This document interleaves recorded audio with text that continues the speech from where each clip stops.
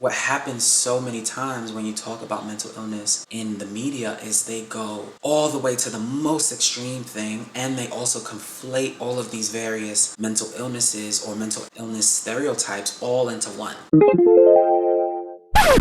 What up, YouTube? So I am back today with a new video. I'm doing something a little bit different today. I'm going to be doing a reaction video. So before we get into the video, I just want to ask all of you to give this video a thumbs up and subscribe. I'm trying to get to my goal of 1,000 subscribers before the end of the month. So I'm going to be coming at this video from a mental health, mental wellness perspective. Less of like a musical, artistic perspective and more of a mental health, mental awareness perspective.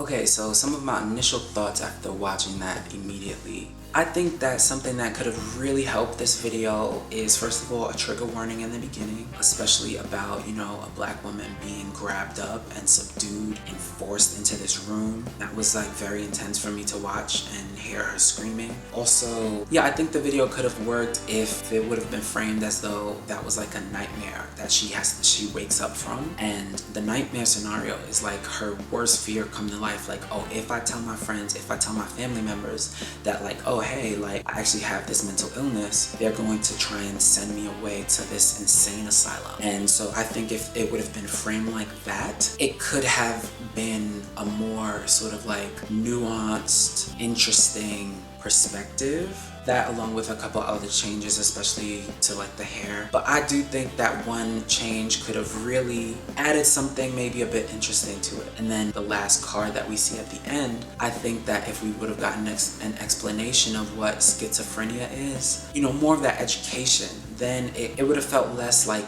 icky and less exploitative.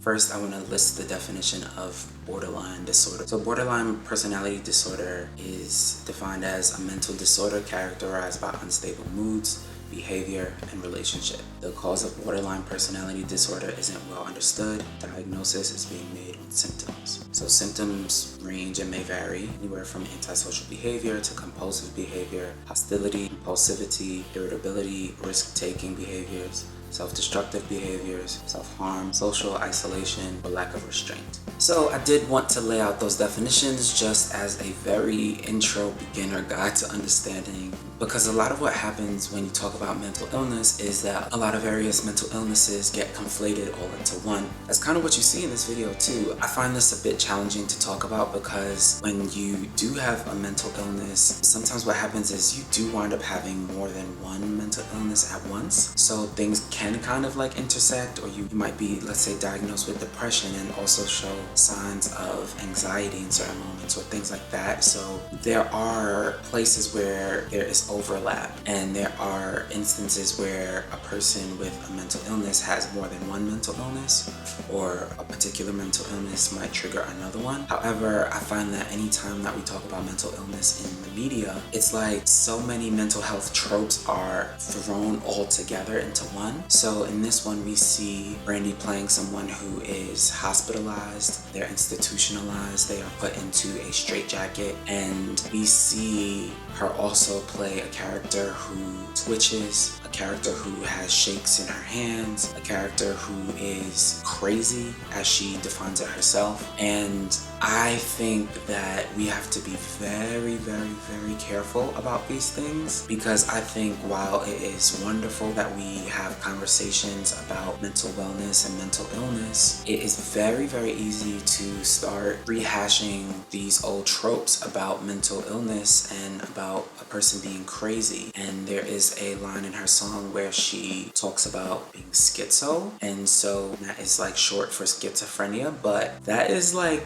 a disparaging word. That's like a slur. So that's not like a very neutral way to describe something like schizophrenia. Do you quickly see what's happening here? So the song is titled Borderline. so like borderline disorder. And when you listen to the lyrics of the song, it doesn't even sound like she is talking about borderline disorder. She's using that word to kind of describe being at her wit's end about something, or being at her breaking point, really. But borderline disorder, a mental illness that is well documented, and then she goes on to say that word. So now it's like, okay, are you talking about a person experiencing schizophrenia, and is that why we're in a mental asylum, and is that why the character that you're playing is being subdued and being thrown into a padded room? Is you like having these tremors and these shakes in your body, and then also like these like tics? It's like, okay, is this like some form of Tourette's now? Is this anxiety? Is this, you see what is starting to happen? And this happens so much when you talk about mental illness portrayed in media. It's like people throw everything they can think of mental illness, and they just like turn it into this like mashup of what you see on the screen, what you see happening. In addition to that, blackness is politicized, and so our hair is politicized, and Brandy is known for wearing, you know, protective styles, and she's known for wearing braids. But I did notice that there was this hair that she had, and it was like really like blown out, and then there was also this hair, it was kind of like braided in every single direction. What I was able to take from that was they were trying to show that this person is mentally unwell, and it kind of walks that line for me of like, is this anti-black? Because so often with our hair, it's seen as wild and crazy in its natural state, right? So when you have an afro, or when you have hair like mine, it's like, oh, that's so crazy. And it's like all of that is put onto blackness. Oh, that's so dirty, that's so crazy, that's so wild. And I couldn't help but feeling that they were trying to use a device of like her hair being that way to signify like, oh, like there's something mentally unwell with her. And so part of the reason why that is damaging is on the anti-blackness, and it's also this idea that if somebody's mentally unwell, you can certainly tell. You can certainly look at them and see that they're mentally unwell. And now maybe that's not what this video was saying, or maybe that's not what some of you got from that. Maybe that might be a bit of like, oh, well, no, maybe just in this particular case, this person happens to be unwell, this person happens to be styled this way. But once again, it kind of is approaching that line for me of like, it's kind of making me uncomfortable. I am happy that more people are having conversations around mental illness, but I definitely think that we have to be extremely careful not to further stigmatize people living with mental illnesses. And also, we have to be very, very critical of ourselves and our work, and be very reflective. Some things that I ask myself when I'm writing about like sensitive topics, or when I'm writing about mental illness in particular, is I'm always asking myself, who is my work centering? Who's the focus of my work, right? Who's the subject in the work, but who is it centering? One could argue that this does not necessarily center people living with mental illnesses, but it more so centers people who are not mentally ill, who are trying to learn about what it means to be mentally ill. And another question I ask is this work that I'm doing helping anyone? And one could argue, oh, that this does help because it's bringing up conversations around mental illness. But you have to also ask, who is it helping? Is it helping people living with mental illness? Is this what people with mental illness want? Is this what they're saying? Have you listened or worked with organizations, or gotten feedback from various people who are not in your life about what is needed? There's just so much stigma around mental illnesses, and there's so much conflation around mental illnesses. So when I think about whether this video helps, I actually personally think that it does some harm. I think it digs up these painful tropes around what it is to be mentally ill, and it conflates all of these various different mental illnesses and jumbles them up all into one. And I'm not saying, once again, that a person living with mental illness cannot exhibit traits of various other mental illnesses, but I do want to note something that happens in media. So many things get conflated. And the most recent thing that I can think of outside of this video is the show Insecure with the character Nathan. So we find out that Nathan has bipolar disorder. I remember seeing conversations online, and they were like picking his behaviors apart, and they were saying, oh yeah, like it's probably one of his personalities coming out. And it was like, whoa, what are y'all talking about? Like, bipolar disorder is one thing, and having multiple personality disorder is another thing. They're separate. They're not the same thing. It's not all just one pylon of mental illnesses. You know what I'm saying? And so I see that the way that we consume information about mental illness really has to improve. That comes with education. And so returning back to the borderline video, that education is just not there. And neither is the clarity of like, wait, are we seeing a person who is schizophrenic being institutionalized? Are we seeing a person with borderline personality being institutionalized? Are we seeing a person with anxiety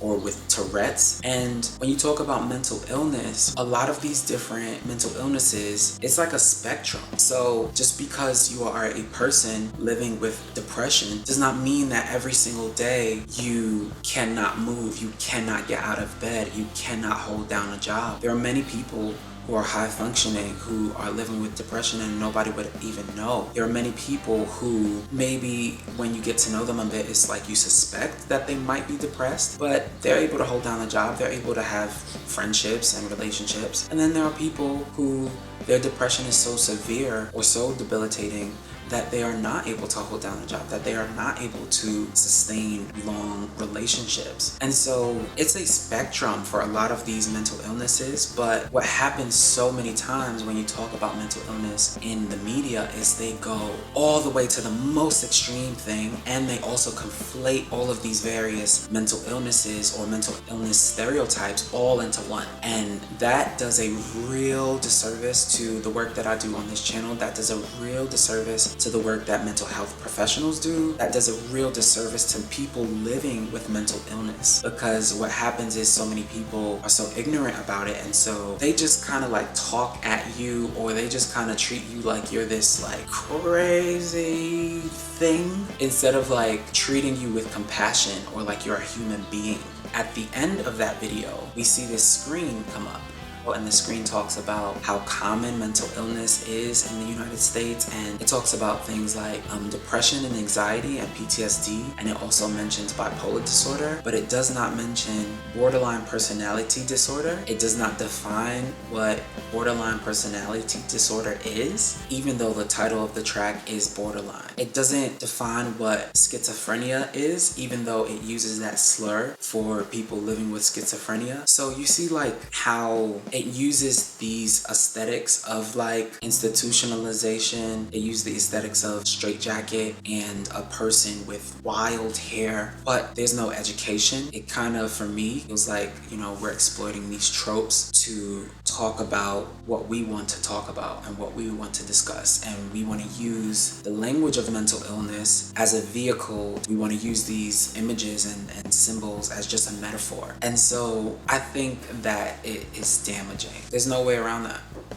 When I think back to 10 years ago, and I think back to when I was first starting my mental health journey, working with a therapist and reading self-help books and all of that, there was just such a complete vacancy in the world of media when it comes to talking about mental wellness. And there was just so much fear around it. And there still is, especially within many Black communities. So I am happy to see that the culture is starting to shift and people are starting to learn about various mental illnesses. However, I think it's important for us to be critical. I think it's important for us to be very, very careful, because this country has a very long history of surveilling us by using mental health professionals. This country has a very long history of imprisoning us and of stripping us of our rights and gaslighting us and telling us that we're crazy and, oh no, this didn't really happen, oh no, you're just seeing it in a negative way. So I think that this is something that needs to be handled with a lot of care and a lot of education. If you are going to be a person that is talking about mental illness, you need to be somewhat informed. And I'm not saying that you need to be an expert or get a PhD in this in order for you to even start having the conversation, but you need to educate yourself. You can't conflate something like bipolar disorder with schizophrenia. They're like worlds apart. Do you know what I mean? They're so different. I hope that more people continue to educate themselves about this. Do some research on YouTube. There are so many great content creators on this platform that talk about this stuff for free, that the information is just widely available. You can see how they live. I hope for more compassion, but also more education. So thank you for watching this video. If you made it all the way to the end, please give this video a thumbs up and also leave me some hearts down in the comment section below. Thank you so much. I'll see you next time. Peace.